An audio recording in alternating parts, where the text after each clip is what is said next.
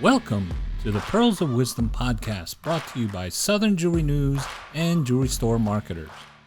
Hello, everyone. This is Guy Panetta with Jewelry Store Marketers, and we are here for another episode of the Pearls of Wisdom Jewelry podcast.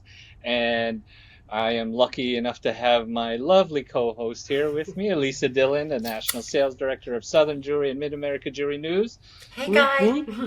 Everybody loves Elisa, and today our special guest is Patrick Dobbs of Jamie Turner Designs. Patrick, welcome. Thank you for joining us. Thank you for having me.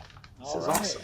I was so excited when you accepted our invitation to do an episode of Pearls of Wisdom, because I know, hold on, guys, because he does have a lot of wisdom, and we're getting ready to throw it down here on the Pearls of Wisdom podcast. So anyways, it is a Friday when we're recording, so I want to wish everybody a happy Friday out there. We're excited to talk to Patrick. I think the first thing I want to talk about is you worked in my home city and state, Greensboro, North Carolina, which is also where Southern and Mid-America Jewelry News is published. This is where all the production goes. So was Shipments like one of your first, I know after you got out of Paris, Texas, jewelry school, was that one of your first jobs? Well, I had worked in Indianapolis for quite some time. Working in Indianapolis, it's a really cool jewelry community, and there's a lot of people that I worked with there. I was doing wax carving for people and doing a little of this and a little of that, for lots of people. And then I got a job where I traveled for a living, and traveling sent me everywhere. I went all over the world, Japan, England. I've, worked everywhere. During my travels, I met my future wife in Charlotte. And at one point I was like, why am I traveling? Because I have this beautiful fiance in North Carolina. And so I started looking for a job, and Shipments reached out, and that's how I ended up there in Greensboro. Well, we miss you, I'm sure. It's the same. We've grown a lot probably since you've been there. But, and then, as far as what I found interesting about your background is, obviously we'll talk about how you and Robert met, but I wanted to go back to when you first started Matrix. You're a master jeweler. We know that you studied under Jeff High, and I'd just like to shout out to all of the Stuller family that we send our condolences to Jeff High. He was the leader and founder of Matrix. And Jamie and Patrick, in the early days, 2004, I believe, is when you started learning Matrix from the master himself. Tell us a little bit about that. Well, I had been fabricating and carving wax and doing all of what we used to do back then to make jewelry. Right. And I'd gotten to I'd gotten to a point where I was pretty good at doing all that. And I saw Matrix at a trade show. And at the time I was like, if I don't learn that, I'm going to be obsolete, and that was in, late 2003. And I was blown away with it. I was blown away with, the possibilities of it, and for me, it was incredibly difficult because I wasn't a computer guy by any means. Didn't know how to turn a computer on, and it was a daunting task to start looking at trying to learn such a massive program. The people from Jim Vision, I used to tell Jeff all the time that he hired the absolute best people, and it was one of the secrets to his success, in my opinion. The guys, the programmers, the people, the personalities, everything is what went together to make that program what it is, or what it was. And it's kind of interesting when you stop and think about it. It's like I can't say enough good about Jeff High, because here was a person, and people had tried to make a CAD program, and there were some CAD programs out there, but they just didn't quite, do it to that level. But when Jeff started, he not only came up with the CAD program, but a way to translate that into a wax that was usable by using the Revo mill. So I think that's what gave him a leg up. But the thing that strikes me the most about it is, even from the time of the Egyptians, back, thousands of years ago, jewelry has been made in a relatively linear fashion. Everything has been done the same way. It's, the technology's changed a little bit, but not all that much. Until Jeff. From that point forward to the rest of eternity, jewelry will be made completely differently. And that's a testament to Jeff High. I mean, I can't say enough about Jeff High. Yeah. I was fortunate enough to know him through Jim Vision. I was actually his CAD designer for quite a while. But then I also was friends with him. I would go to his house for Thanksgiving and stuff like that. So Jeff's passing has been, been difficult on a lot of people, but a lot of people know the professional Jeff. I got to know the personal Jeff, and he'll be forever missed. But I can't say enough about what CAD has done to this industry and how much it's helped a whole bunch of people other than me. So. Oh, very nice said. I know that he was well respected, and I'm so sorry you lost your friend and a good colleague. So I wanted to make sure that we talked about such a wonderful man, and I knew that you were very fond of him. And very much so. Yeah, we do that. I guess you did win the Battle of the Benches back in the day, just in 2018, not just a few couple of years ago. And Stoller has always been just a fun place for things like that. And I think most recently you've taken those skills to in-store show. I did. In Chicago, and that's the last time I saw you, as a matter of fact, Patrick. So it's good seeing you there. And my friend Jimmy Butts was also there. So shout out, Jimmy, if you're watching. So yeah, tell me about the latest, what you did at in-store show. So everybody, they had a Battle of the Benches type thing, right? Right, it's called the Bench Pressure Challenge, and it is exactly that. It's a pressure challenge because, it's one of these things. It's like, well, you sit down at a bench, and whenever you're under pressure, everything goes wrong, right? And it's about how you adapt to things going wrong. That's right. Jimmy, anyone that knows Jimmy will say the same thing. He is a machine. He knows what he's going to do. He doesn't deviate. He doesn't try anything else. He knows what he's going to do, and he executes. And I think that's why he has won so many times. Extremely talented jeweler. And he and I used to work together back at Sissy's Log Cabin in Arkansas. So we worked together for a good many years. So I've known Jimmy for 20 years. So good jeweler. Get him next year, Patrick. Yeah, I'm going to try. Hopefully they'll do a CAD competition next year.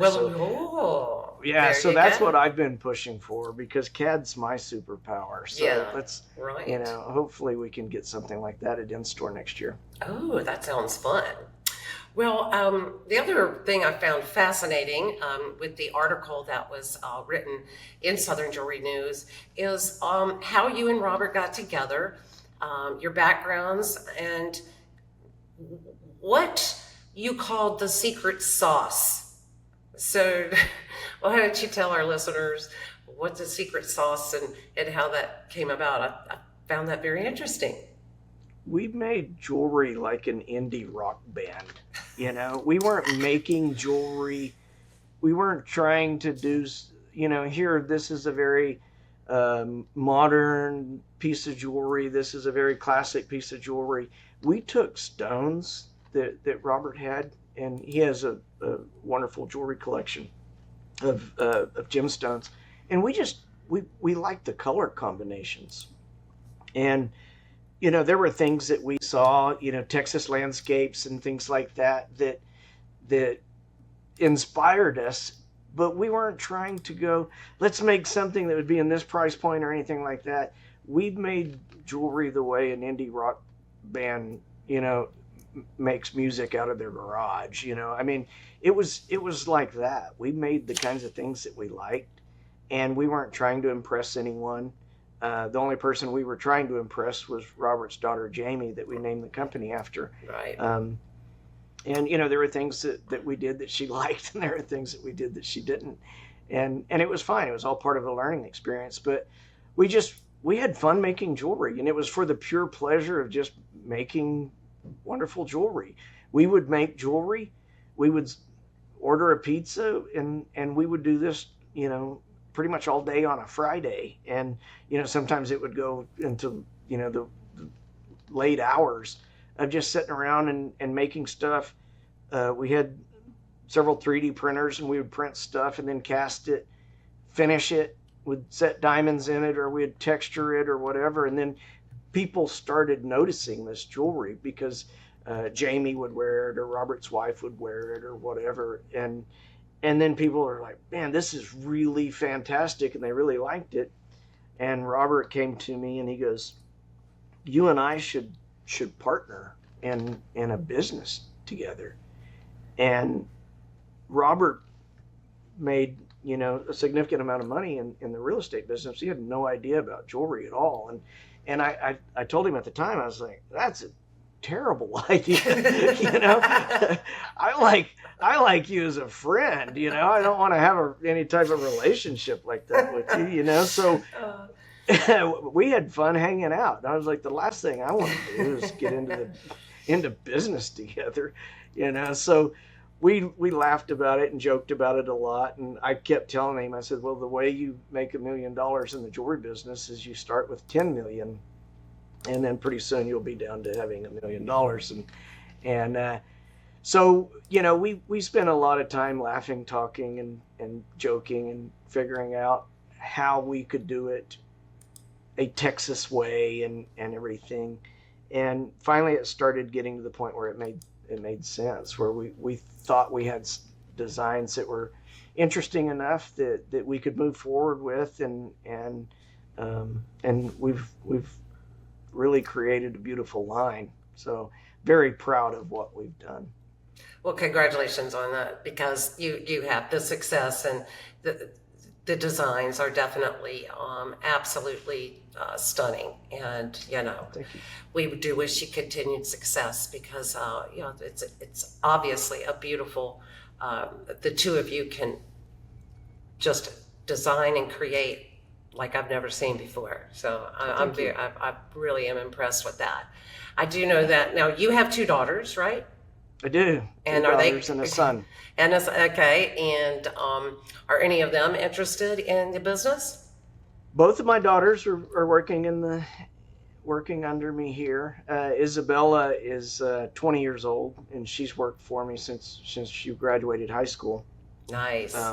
She was a fantastic artist, so she was interested in the art side of it and learning the design side of it. And I told her when she started being interested in that, if she was going to be interested in design, she's going to have to learn how to make it. You can't, in my opinion, you can't design jewelry if you don't know how to make jewelry. It's like trying to cook without being able to taste. So it just makes it very, very difficult, So she has been sitting on the bench learning stone setting for the last year and a half, and just doing a magnificent job. A lot of what you see in our catalog and stuff, she has actually been one of the people finishing. We have, I think, 12 bench jewelers, so she's one of them, and she gets in there and works hard. And Emma is in high school still. It's her senior year, but she's looking forward to working for us once she graduated. She interned with us last summer, and she interned this past summer as well. So anyway, it looks like everybody's going to end up in the jewelry business. It's in your blood. It's hard to get out, that's for sure. Exactly. It is. Well, we do wish continued success. Guy, I don't know if there's anything after I've been taking a lot of the questions along with Patrick, but I'm sure you probably have a question or two you'd like to know from Patrick. Absolutely. I read some of the articles and see some of the many different features on you on the Studler blog and so forth. I'm curious. One of the in the article in one of the articles on Southern Juniors, it says you're obviously very familiar with CAD and designing jewelry in CAD, but also can take that through to making the jewelry and having a lot of experience on the bench and setting stones and so forth. Not just designing through the computer, but making it a reality. How important of a skill is that for jewelry designers and bench jewelers these days? I think I would put it number one on the list, to be honest with you. It's really hard to design jewelry without knowing how to make it. And I'm not saying it can't be done. There's some fantastic designers out there that aren't makers, but just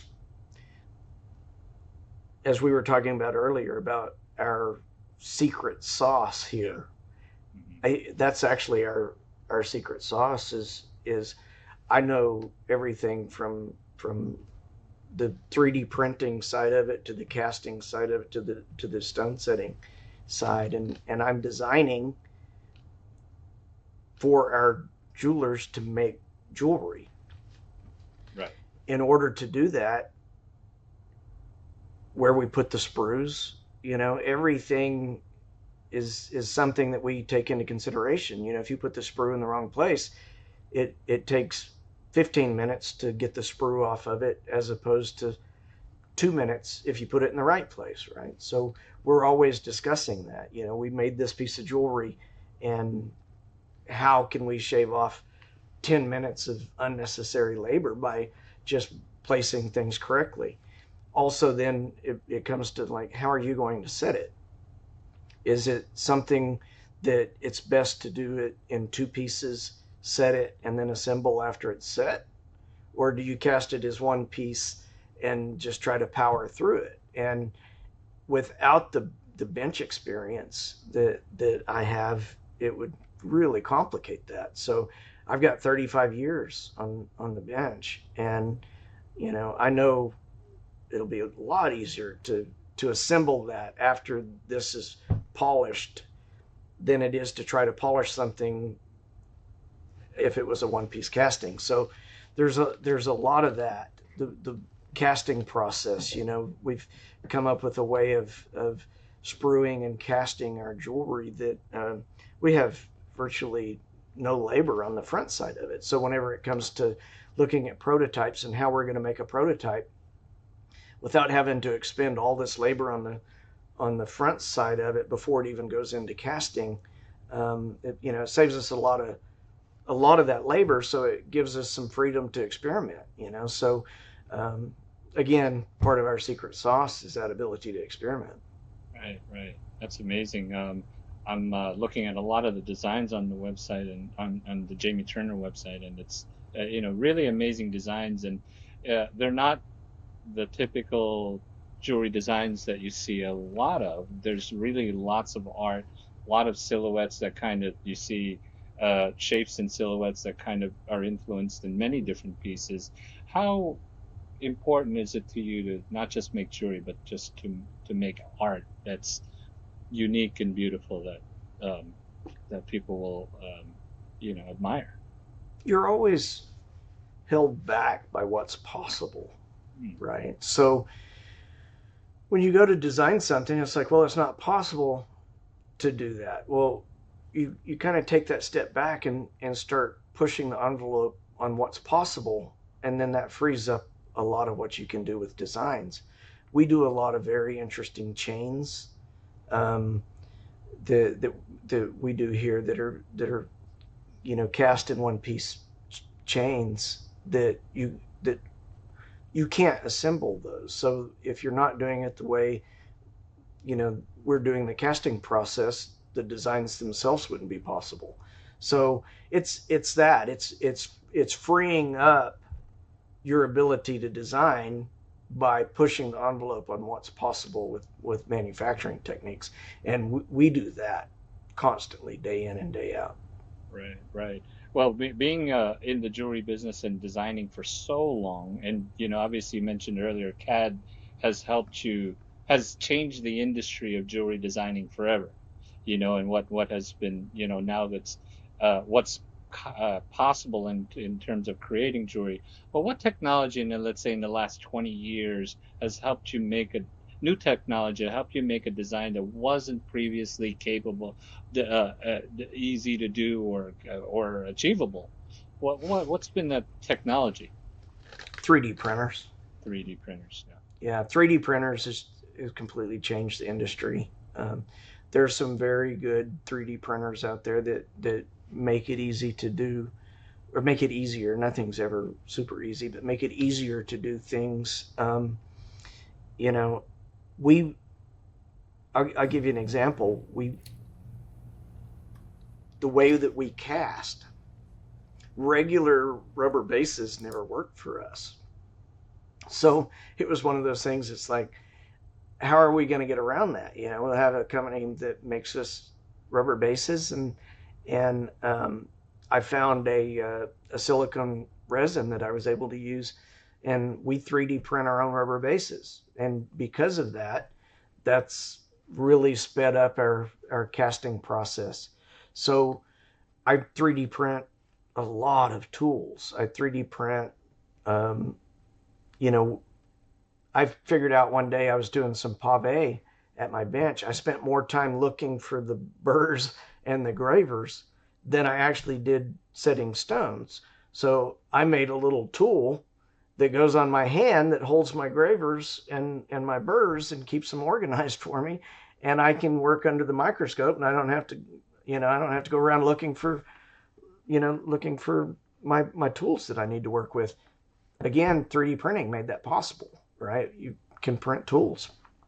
We print a lot of guides.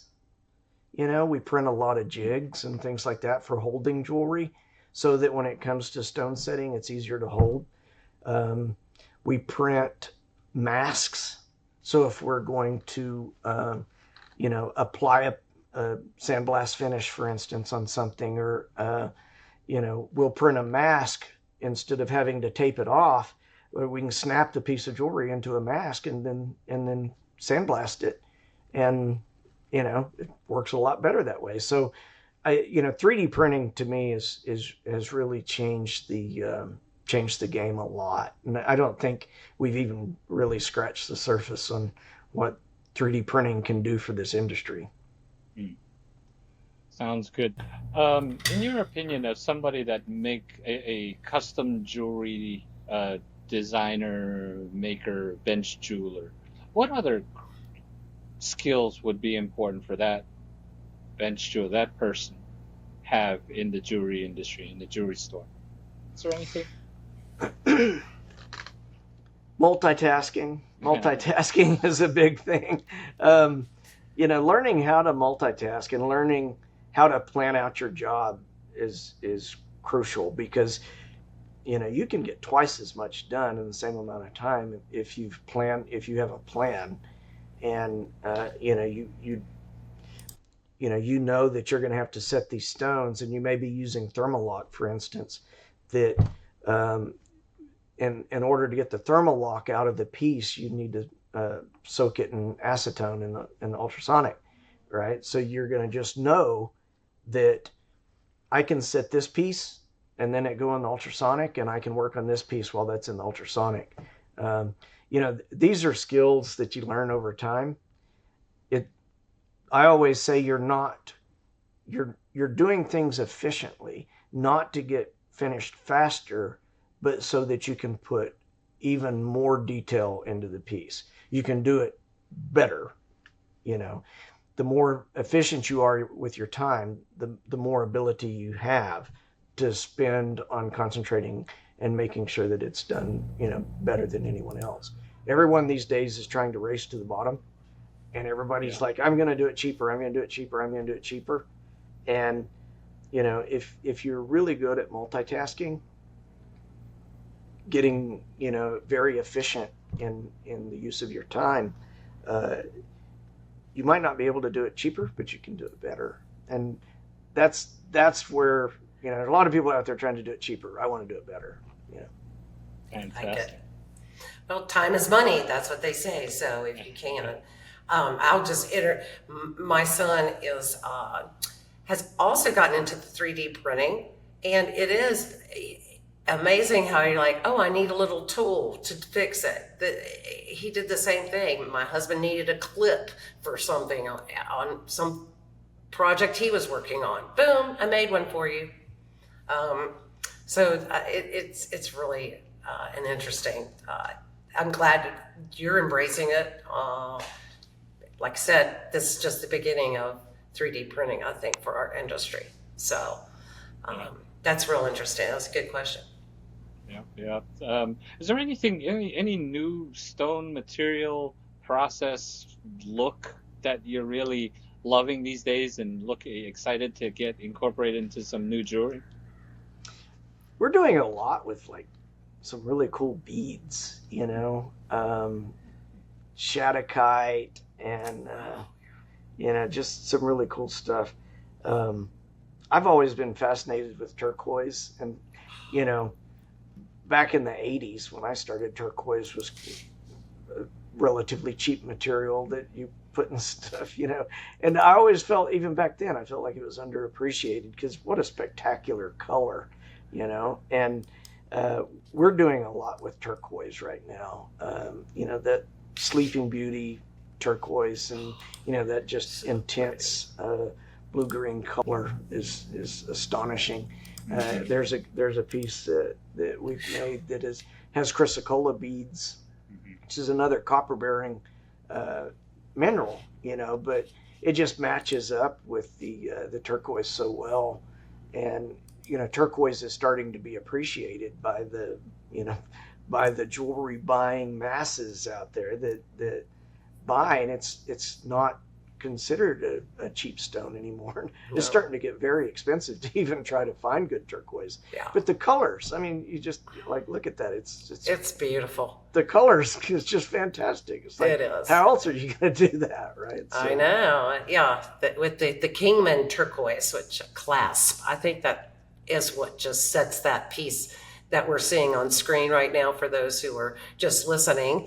But yeah, it's, I love that he said we wanted to make nice high-end jewelry, something like what typically comes out of Italy, but we wanted an Austin, Texas brand. Now that's what I'm talking about. Okay. Texas, everything's bigger, as they say, but I'm telling you, bigger hearts and just great people in the Texas area. And I think I might have been introduced to you from the president of the Texas Jewelers Association and one of my Jimmy best friends, Amber Gustafson. And shout out Amber, who's been on our program before. I know you have been involved in some associations.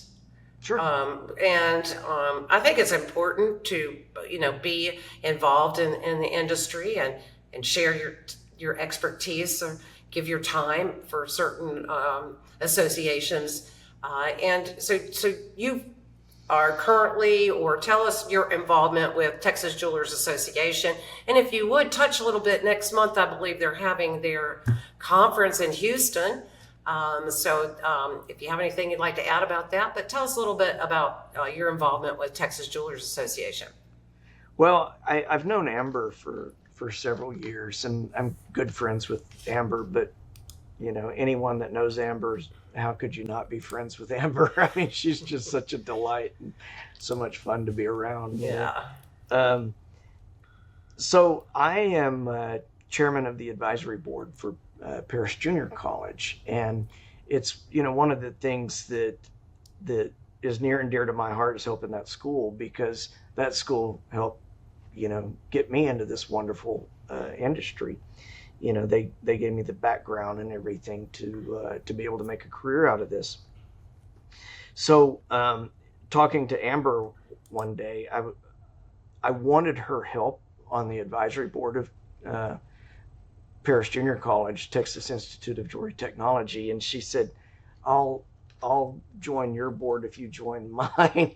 So that was the agreement. So now I've been on the board of Texas Jewelers Association as well, and you know, it's just so important to not only share your knowledge, share your experiences, share your just overall view of the industry, you know, your love for the industry, your passion for the industry. And the only way you can really do that is through these organizations. And we have joined AGTA this year, and have enjoyed our relationship with AGTA, and we are absolutely looking forward to the Texas Jewelers Association conference, which is October 26th and 27th in Houston. And the number of people that are, you know, going to come, the speakers, Harold Dupuis, a friend of mine from Stuller, he's going to be speaking. And you know, last year we had some fantastic speakers that, you know, you end up knowing these people in the industry and not knowing them very well, and then you get to spend some time with them at a conference like this, and then you're friends with them, you know. And I'm really good friends with Bob Rose, that owns Roseco Jewelers, or tools and stuff out of Dallas. I met him at a convention probably 25 years ago or so, 30 years ago. Yeah, and you know, and he's a friend. Yeah, way to go, Roscoe. I love Roscoe. So if it's not for these organizations and these groups, you don't get to meet people. I wouldn't have ever met you.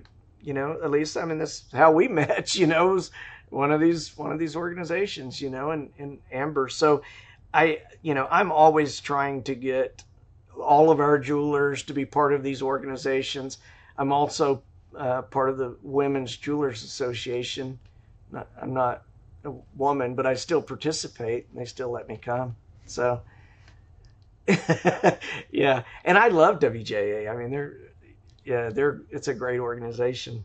All right. Well, Patrick, congratulations on all the success. And congratulations on doing something you love and being rewarded for it, and acknowledged for it, because you could really see the time and care and creativity that you put into your jewelry. And congratulations. You're a great inspiration to a lot of jewelers and designers out there. Thank you.